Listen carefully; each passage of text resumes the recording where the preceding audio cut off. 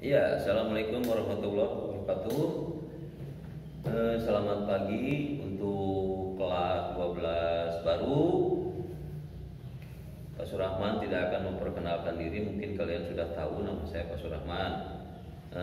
Untuk kelas 12 IPS ini kebetulan yang mengajar bahasa Indonesia adalah Bapak. Untuk itu Bapak memerlukan kerjasama dari kalian, ya. Jadi pada kesempatan ini Bapak akan memberikan materi, yaitu bagaimana menuliskan surat lamaran pekerjaan. Ya, nanti surat lamaran pekerjaan ini diharapkan setelah mengikuti pelajaran ini kalian mampu bisa menuliskan surat lamaran pekerjaan. Untuk apa Pak surat lamaran pekerjaan itu? Surat lamaran pekerjaan biasanya akan kita rasakan fungsinya atau kegunaannya setelah kita lulus sekolah. Untuk apa saja? Yang pertama, biasanya untuk melamar pekerjaan. Kemana? Biasanya setelah ikut ujian, ada jeda waktu sambil menunggu kelulusan. Silahkan kamu bisa gunakan hal itu untuk melamar pekerjaan, misalnya ke toko Jogja, biasanya yang itu yang suka minta, atau toko-toko yang lain atau perusahaan yang lain sambil menunggu kelulusan, biasanya itu untuk acara magang. Nah, sekarang bagaimana caranya menulis surat lamaran pekerjaan yang benar, singkat dan ringkas. Tidak perlu terlalu panjang, tapi benar, singkat dan ringkas. Kita lihat ya, mengenai surat lamaran pekerjaan. Iya. Surat lamaran pekerjaan ini berfungsi sekali lagi adalah sebagai pemberitahuan kepada sebuah perusahaan bahwa kita melamar pekerjaan dengan maksud untuk diterima sebagai karyawan ataupun sebagai karyawan magang. Yang pertama, kita akan mengidentifikasi dulu apa saja identifikasi surat lamaran pekerjaan. Identifikasi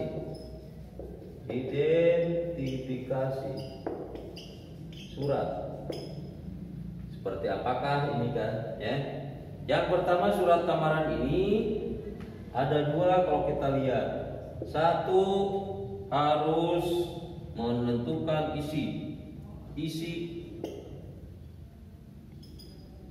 dan sistematika. Yang kedua, menemukan hal yang penting dalam surat. Hal penting dalam surat. Nah, kemudian yang kedua adalah memformulasikan itu kurang lebih hampir sama kira-kira susunannya ya, unsur-unsurnya apa saja. Memformulasikan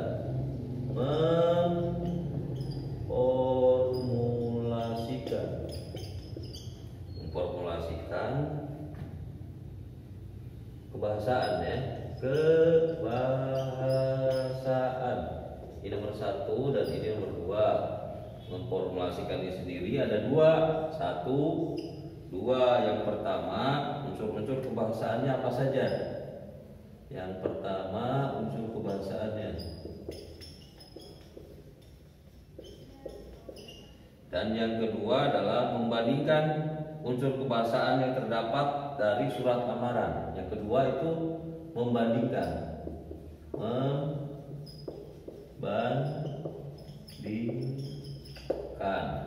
Oke, yang ketiga, yang berikutnya adalah menyajikan sistematika, ya, mengidentifikasi, menyajikan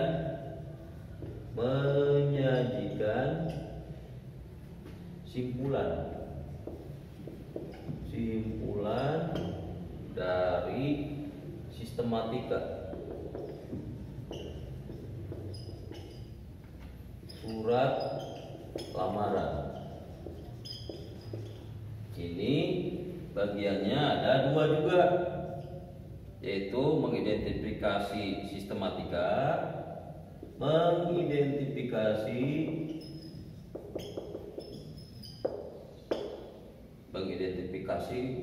sistematika dan unsurnya. Yang kedua adalah setelah itu menyimpulkan.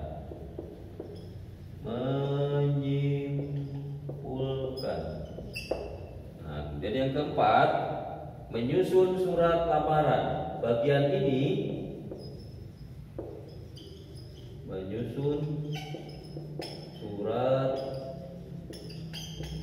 lamaran. Pada bagian ini, pada bagian 4 ini, bagian menyusun surat lamaran pekerjaan ini, diharapkan kalian sudah mampu membuat surat lamaran pekerjaan sendiri. Pak, bagaimana caranya? Nanti kalian boleh mencari surat lamaran pekerjaan dari mana saja. Dari buku paket seperti ini, dari internet atau dari mana saja. Silahkan kamu buat dulu. Mengenai betul atau tidaknya, nanti setelah kita atau setelah kamu mengumpulkan tugas ini ke Bapak, nanti akan kita lihat, ya, apakah betul atau tidak yang kamu buat. Ya, nanti pada bagian yang terakhir adalah kamu harus melaporkan hasil, ya, atau melaporkan kegiatan, ya, kegiatan membaca buku yang isinya adalah tentang butir-butir yang penting dari. Nah, sekarang kita lihat, melaporkan dari ini kegiatan membaca buku dalam bentuk rekaman tertulis ataupun yang lainnya, yakni yang berhubungan dengan ini, ya, yang berhubungan dengan membuat surat lamaran pekerjaan itu sendiri. Untuk sementara, apabila ada yang ingin disampaikan, nanti silakan kamu hubungi Bapak, ya. Nah, sekarang kita lihat, kira-kira seperti ini. Tidak terlihat, ya? Kira-kira seperti ini. Contohnya, ya, terlihat cukup jelas, ya. Oke. Apabila terlihat cukup jelas, kira-kira seperti itulah, ya. Nah, nanti surat lamaran pekerjaan yang sudah kamu buat akan kita kumpulkan. Seperti apa surat lamaran setiap orang? Biasanya setiap lamaran pekerjaan itu akan memiliki perbedaan. Kenapa memiliki perbedaan? Karena yang pertama, surat lamaran itu tergantung.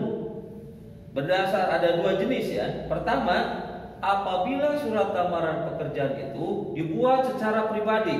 Artinya secara pribadi itu hanya dibuat langsung oleh seorang pelamar kepada instansi. Atau yang kedua, ya, surat lamaran itu dibuat berdasarkan iklan. Ya, iklan apa? Iklan biasanya dari surat kabar. Kalau iklan dari surat kabar biasanya akan menyajikan beberapa lowongan pekerjaan. Kalian bisa menemukannya di sebuah surat lamaran di koran, ya. Di koran, ya. Nanti kita akan lihat seperti ini. Ada lamaran yang langsung itu sekali lagi apabila kita melamarnya secara pribadi. Dan yang kedua, lamaran berdasarkan iklan. Kalau berdasarkan iklan kira-kira seperti apa? Maka kita akan tahu. Biasanya kalau berdasarkan iklan di sini ada nama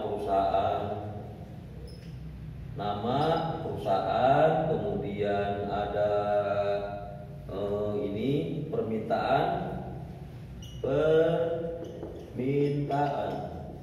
Kemudian yang ketiga, biasanya selain permintaan itu biasanya ada kualifikasi yang diminta. Kualifikasi, ya. Apakah yang dimintanya itu sarjana S1 jurusan ekonomi?